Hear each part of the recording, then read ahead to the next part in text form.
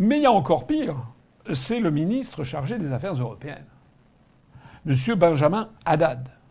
Parce qu'alors lui, c'est quand même assez gratiné. Après HEC, ils ont tous fait HEC d'ailleurs, c'est assez extraordinaire, comme moi d'ailleurs, c'est comme si c'était une école du pouvoir, c'est assez curieux. Mais après HEC, M. Benjamin Haddad, qui, je crois, a quelque chose comme 38 ans, est parti quasiment directement travailler où, je vous le donne en mille, à la Commission européenne. Ce qui est quand même assez étonnant. Je peux vous assurer que... Voilà, c'est très... Moi, je ne connais pas, c'est très rare, enfin, que quelqu'un sortant d'HEC, en général, les gens qui ont fait HEC, ils travaillent dans des entreprises privées, ils n'ont pas l'idée d'aller travailler directement pour la Commission européenne avec des vieux barbons, avec un truc qui est extrêmement ennuyeux. Ça veut dire qu'il y a des bonnes fées qui se sont penchées sur le berceau de la carrière de M. Haddad. Et donc, il a été embauché à la Commission européenne. Et quelque temps après, il est parti où? Je vous le donne également en mille. À Washington DC, où là, il s'est mis à travailler notamment pour l'Atlantic Council. C'est quoi l'Atlantic Council? Le Conseil Atlantique.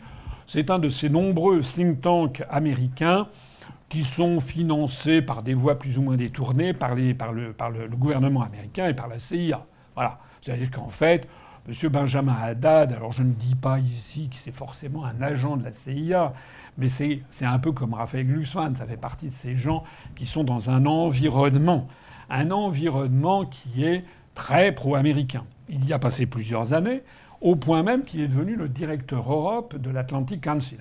Pas besoin de vous dire, allez chercher sur Internet, il est ultra pro-américain, ultra pro-Parti démocrate et Deep State. Bien entendu, il critique Donald Trump, évidemment, parce que c'est pas tous les Américains, c'est les mondialistes qui sont derrière.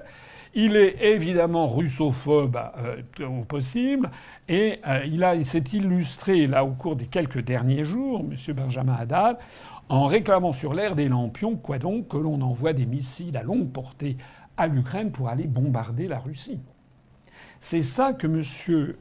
Barnier a accepté de nommer à l'un des deux postes à la tête de la diplomatie française. Mais c'est pas tout.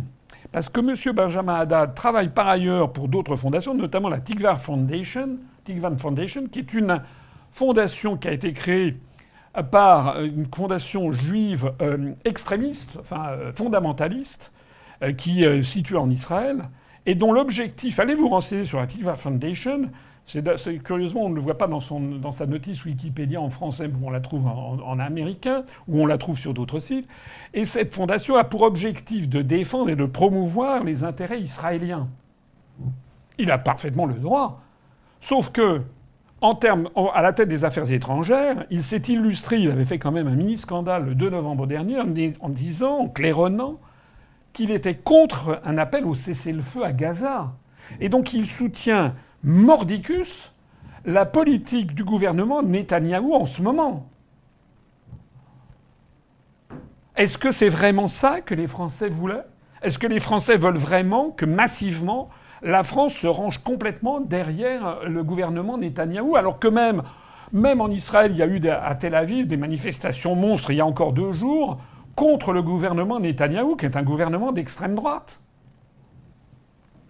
Alors moi je le dis aux Français, voilà la vérité. Monsieur Barnier, vous avez dit que vous diriez la vérité aux Français. Ben alors, égrenez devant les Français quelles sont toutes les fondations, que ce soit proche de la CIA, proche du Mossad, etc., pour lesquelles travaillent vos ministres qui sont à la tête de la diplomatie française.